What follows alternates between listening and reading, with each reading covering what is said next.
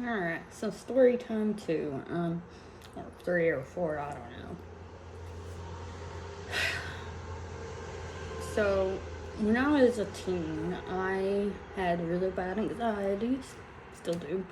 But, so I went to therapy, and, my counselor at the time recommended that I get put into inpatient so I could get my medication faster. Now, I misunderstood what that meant. She made it sound like it would be a hospital, I'd be comfortable, I'd be laid up in a bed watching TV, like just relaxing. That wasn't what it was. It was a crisis center, and it was awful. It was traumatic too, because I wasn't a harm to myself, but seeing kids that were, oof, it was not good. And I was there for like a week because of the doctor only came once a week. And that upset me pretty bad. And I felt like the only way to get out was to lie and say I was healthier feeling than I was. And I felt like I'd get in trouble if I didn't do everything I was supposed to, like eat every meal and get up and get dressed and get out of bed every day. Like, I couldn't wear comfy clothes like this. They'd be like, oh, you're not getting dressed. It's like, what are you, am I not allowed to be comfortable while I'm here? So yeah. But then she also recommended that I go to the alternative school because it's, quote, smaller and less people, so I wouldn't be as anxious. Now, don't get me wrong, she was right about that. A lot less people. I went from a school of probably hundreds in my graduating class to like 30. So yeah, a lot smaller. But the alternative school is where they go to send the worst of the worst kids.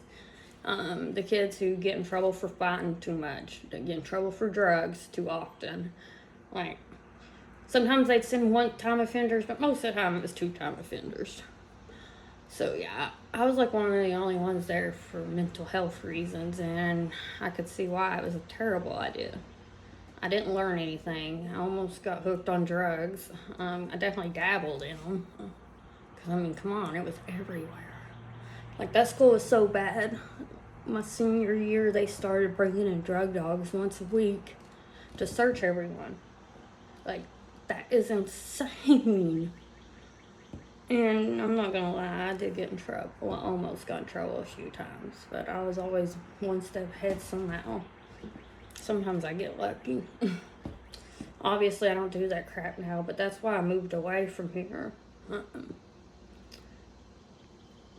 Probably in my mid-20s, like 24 or so. I moved a couple hours away because the drugs had just gotten so bad, and if I didn't, I was gonna stay hooked. Or become hooked. I don't know if I was really hooked because I just mostly dabbled and did it when it was around. I didn't really go searching for it a lot, but it was always around, so I kind of just did it socially.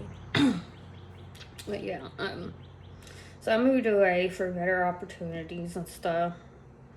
And that made me distrust therapy a lot and counseling, and I was also overly medicated too. When I did get medicated, I was on every single psych med you could think of, from lithium, Depakote, all of them, and I was not in my right mind. I was really sick from all the meds. Like, I shook a lot, my hair was falling out, my vitamin levels were always messed up. Like, I was not doing well. I ended up quitting all that when I got my ex, and was just like, screw therapy, I'm not doing it, not doing none of that no more. So I did.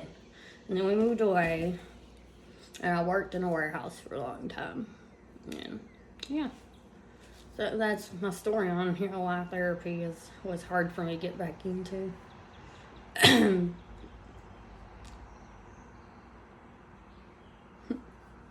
There's a lot more. Oh, so much more. I've thought about writing a book before, but I don't know if anyone wants to really hear my shit. Just a lot of crazy things. And that's not even the craziest.